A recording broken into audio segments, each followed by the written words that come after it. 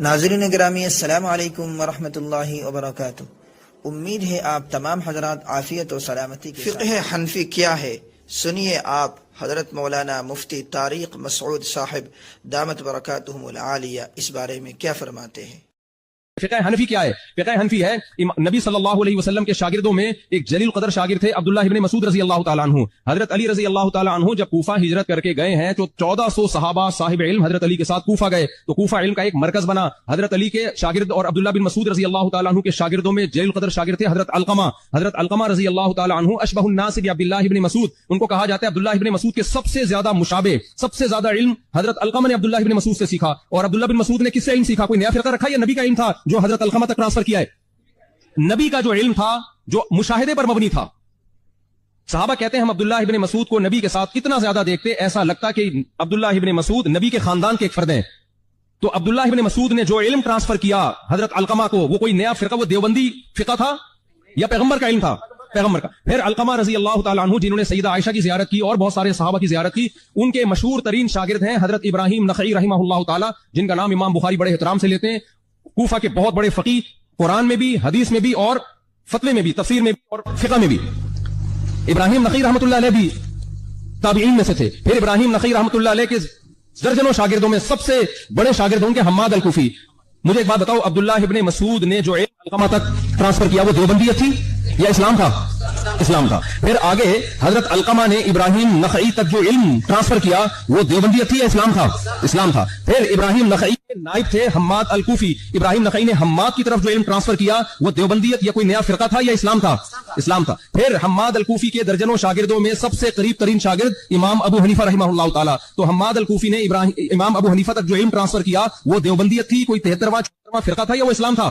اسلام تھا۔ پھر امام ابو حنیفہ کے دو مشہور شاگرد امام ابو یوسف اور امام محمد، انہوں نے امام ابو حنیفہ سے علم حاصل کیا، تو امام حنیفہ نے ان کو جو علم ٹرانسفر کیا وہ دیوبندیت تھی یا وہ کوئی 73واں 74واں 75واں فرقہ تھا یا وہ اسلام تھا؟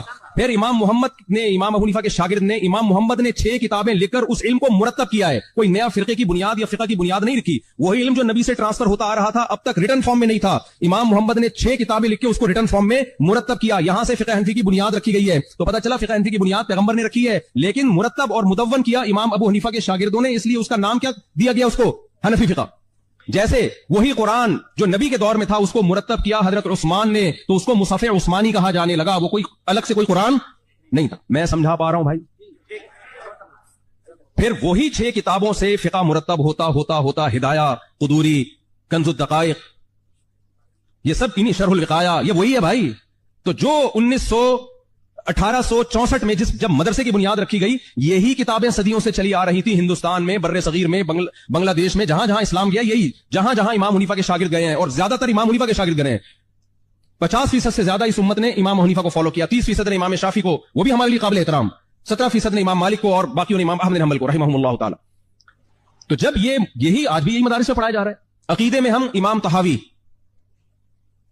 جلیل قدر محدث، ان کی کتاب ہے العقیدۃ الطحاویہ، پوری دنیا میں پڑھائی جاتی ہے، اس میں دیوبندیوں کے عقائد نہیں ہیں، اس میں اسلام کے عقائد ہیں، سعودی عرب کی یونیورسٹی میں بھی پڑھائی جاتی ہیں، ہر جگہ ہمارے وہی عقائد ہیں۔ اور نصاب میں نے آپ کو بتا دیا، تفسیر، حدیث، فقہ، اس میں کون سی نئی چیز تھی بھائی؟